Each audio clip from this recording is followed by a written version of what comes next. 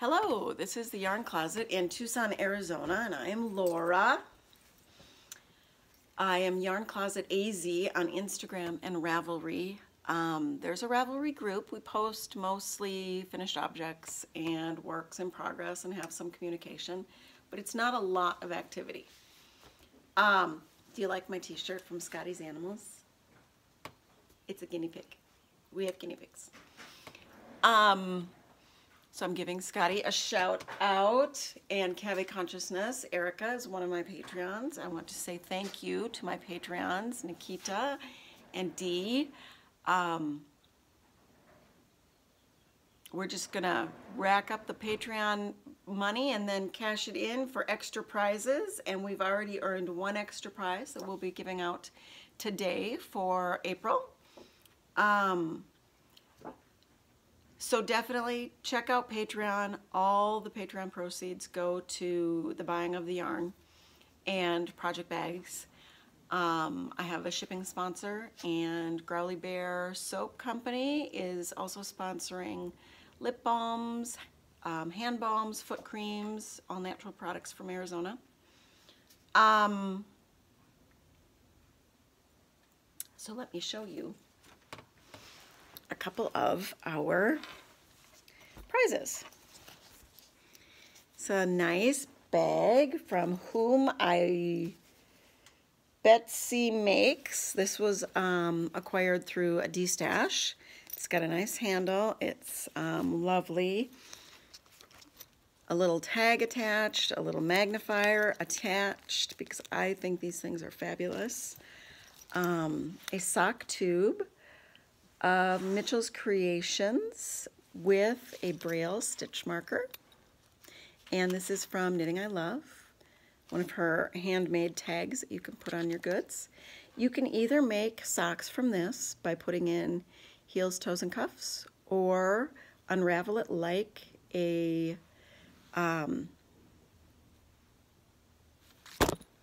sock blank. And then you'll just have some fun, fabulous yarn. There are also a few more stitch markers and a lovely little heart-shaped holder, because my motto is look with your heart first. And I like to give out these cards so you can take notes on something that easily fits in your project bag. Also, I am very thankful for your participation. Feel free to email me anytime with questions, concerns, and your address if you win. Here's a little reminder in Braille that yarn is fabulous. That's Braille for yarn. And some unscented body balm from Growly Bear. That is prize number 1. Prize number 2 has the body balm from Growly Bear. Has the yarn written in Braille. Lovely little trinket.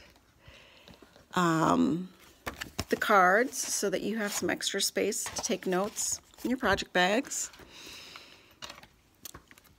And dun dun dun! Suburban Stitcher. Very cute Easter bag with a lovely little, I like these. I know some people think it's goofy, but I like being able to put these inexpensive little luggage tags, because when you have it attached, this is not going to come out. It's not going to fall out. So if you write notes about your yarn, your needle size, your pattern name, it's just not going to go away if you've actually secured it to your bag, unlike even the cards. I'm shocked at how many times I lose the card or the notes that I've got inside my bag. So there you go with a lovely rainbow, because, you know, Easter and the eggs.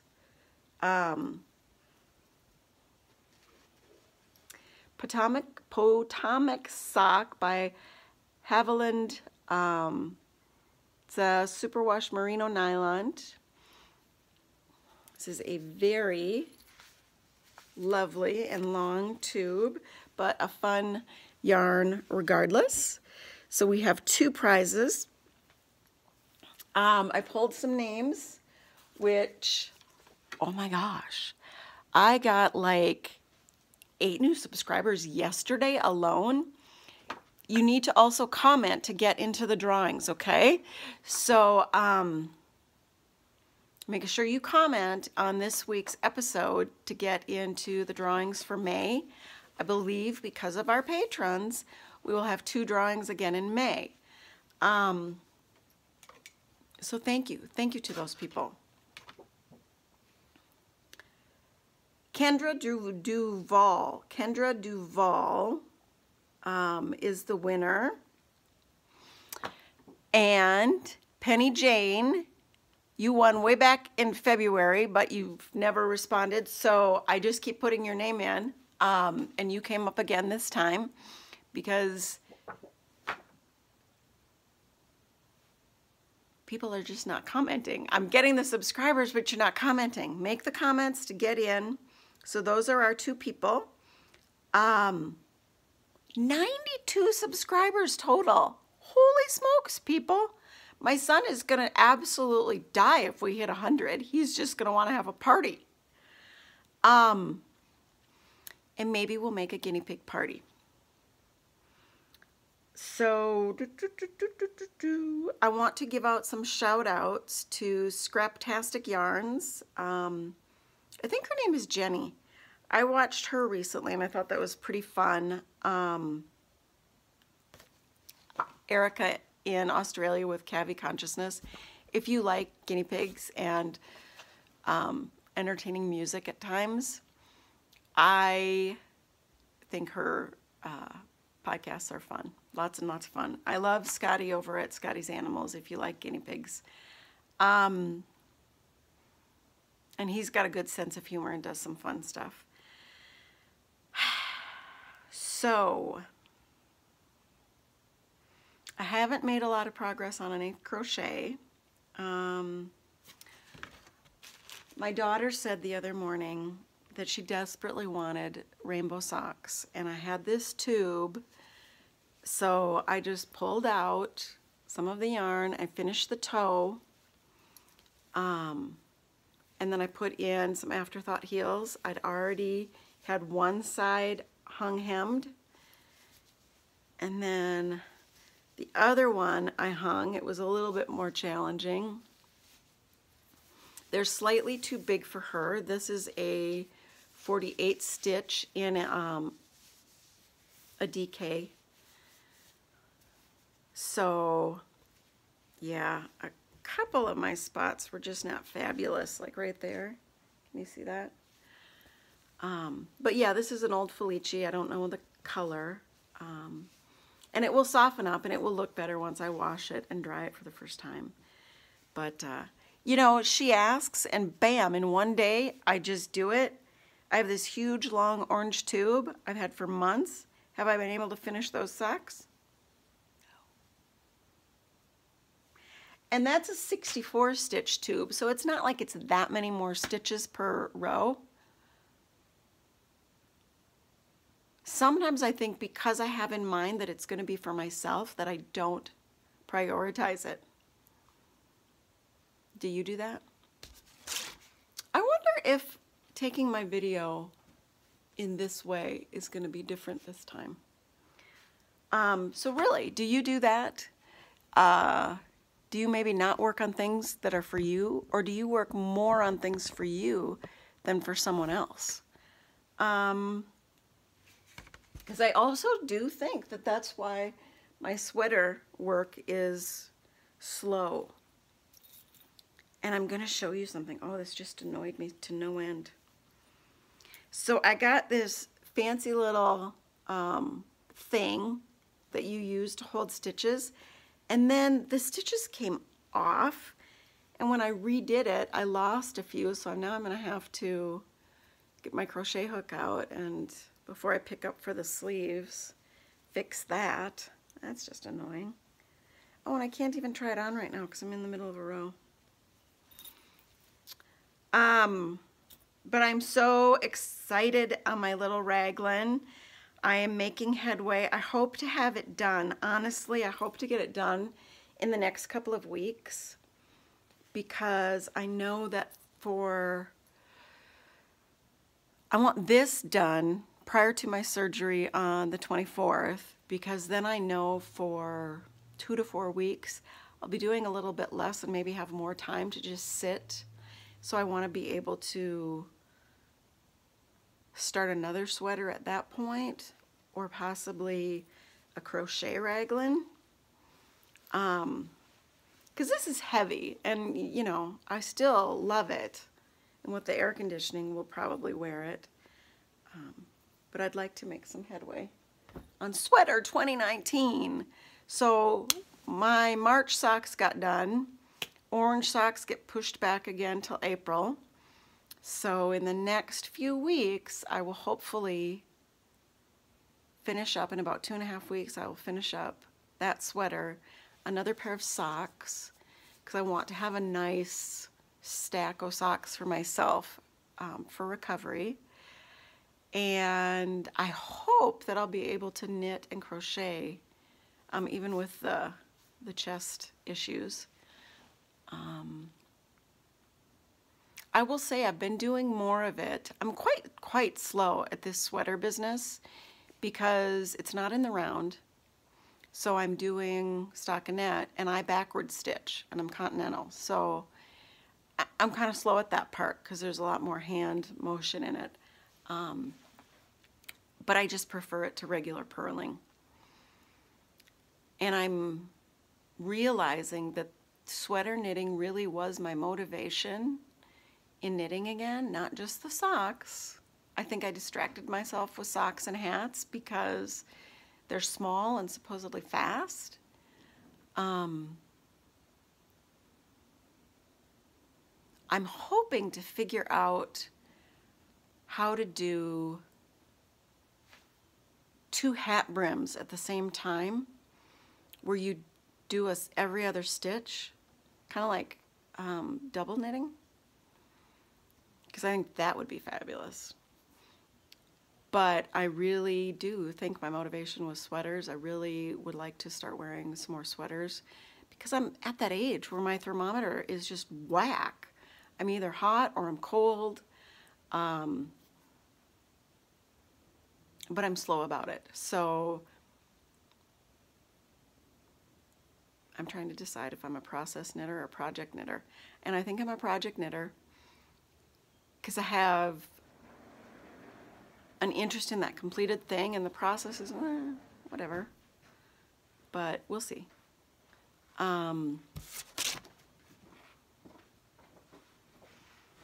It does feel like we are getting into that springtime really, really fast, really fast.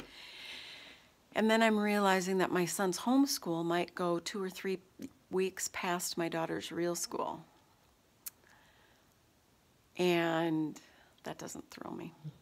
So we're going to work ahead a lot this month so that on certain days when I'm in appointments, I don't have to worry about helping him out on school.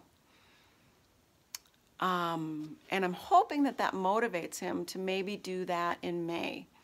Maybe sit down and figure out our total number of classes and just work ahead so that we don't fall into June at all. It's also been a horrendous allergy season, horrendous.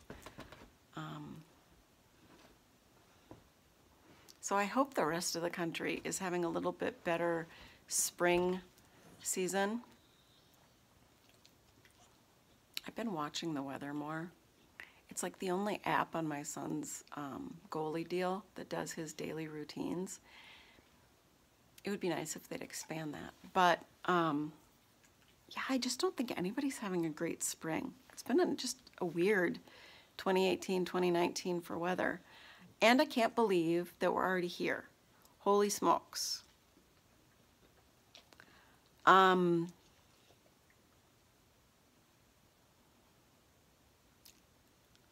my weeks go by so fast because of so much of the commentary and the relationships that I have built through you, the people spending time with me every week. I value that most of you actually know more about knitting than I do. And you've been such an encouragement with the sweater knitting. I don't think I would have had the guts.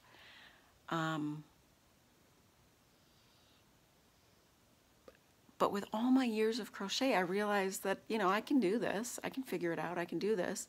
It's just getting through it. And I did that fast, chunky sweater. I also need time, though. Most of the podcasts I listen to are also visual, and I'm realizing that I'm stopping to watch them instead of just listen to them. So I found a few of my old Audible books that I'm also listening to now, and that's helping me get a little bit more done.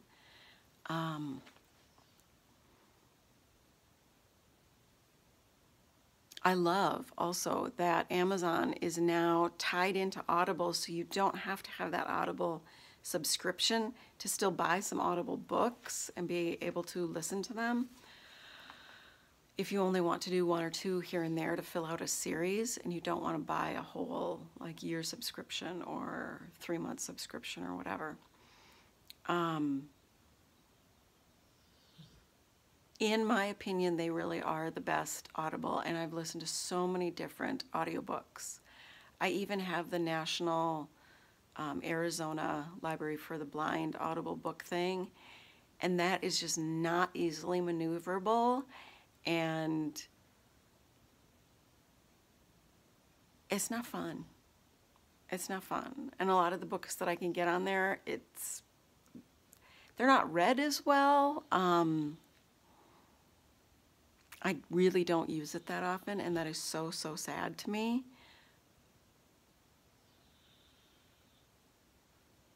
Because it's something that's really pushed when you lose your vision or have low vision. So I think that they should do it better. I haven't really had any questions since the last podcast about visual things. So if you have any questions, give me a shout out. I am hoping in May to expand the website and have some different sections on vision loss and some knitting and crochet people from that world, because there's more than one of us out there, like Mother Cow Crochet. She doesn't see very well. There's a few other people that are technically legally blind. Okay, legally blind. We can see. We can't see enough to read regular print. We can't see enough to drive. You can either be legally blind because you see so blurry or so poorly.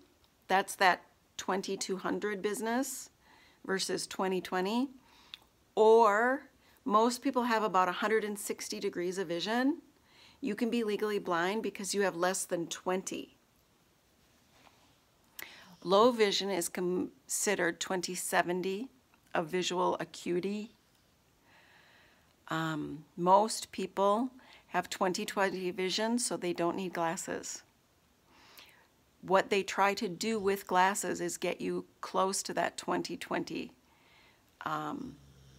acuity, which means that you can easily read regular print without eye strain. You can easily see 20 feet away, whatever. My vision is less than 15 degrees and somewhere between 20/70 and 2100. My vision in my left eye has always been 2400, which is kind of where they stop counting, and less than 5 degrees of vision. But my total, if my eyes were working together, is less than 15. My eyes don't usually work together. So, so that, I don't know, if numbers make sense to you, that gives you something. But I did at one point have 20/35 to 20/25 vision out of my right eye with glasses. So that's a lot of loss from 20/25 to 20/70, 2100 in my right eye. That's a lot of loss.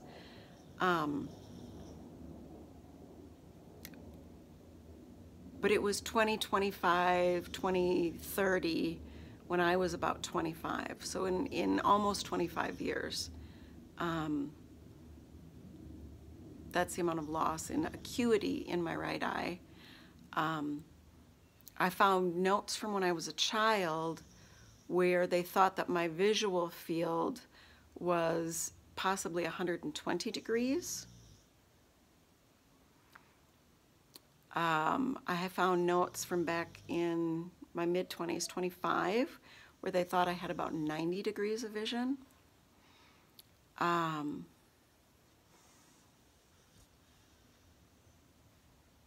don't know. I think I'm very lucky for what I've always had, which is more to begin with. People, when I went to blind school, who'd never seen, who just had light and dark vision recognition, could maybe tell where a window was or a doorway. They had a much harder time figuring out orientation and mobility, how to follow directions to get through a store, to get to the right aisle or the right place in an aisle. One thing I've noticed since I lost my vision is disorientation. A lot of nausea, a lot of disorientation. My balance is way off.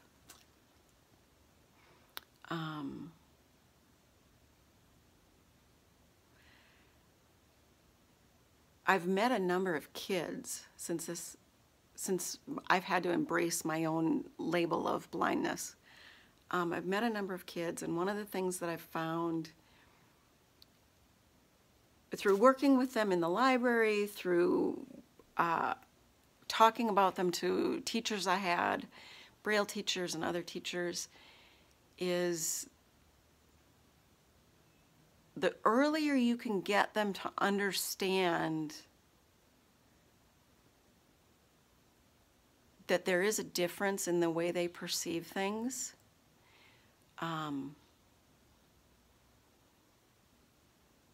and that regardless of how someone's trying to teach them, what works for them is what works. So go with it. Because a lot of the schools, depending on who runs them, get very locked into certain things, and you just have to get through the class, learn the lesson, and move on to what works best for you. And that's a reality for any kind of loss. You've got people who lose their hearing as they age, and they're told you have to have this hearing aid or that hearing aid. But realistically, if it doesn't work well for you and you've found something else, embrace it. Go to resources and find information on your own through maxi aids for hearing loss, vision loss. Look up other websites outside of maybe your state services. If you don't have a lot of money in your state services, there are federal services, there are groups that are nonprofits in a lot of states, the Lions Club. Here in Tucson, we have something called SAVI, Southern Arizona Advocates for the Visually Impaired. They run camps. They have different groups for different activities. Contact nursing homes. Even if you have a kid, there might be nursing homes that run groups for people, and there might be information that you could sit in as a parent and glean from the speakers at those groups. I ran one for about a year, and we had speakers that came in, and we had some of the elderly people who talked more about their experience when they didn't feel like it was going to jeopardize their daily living.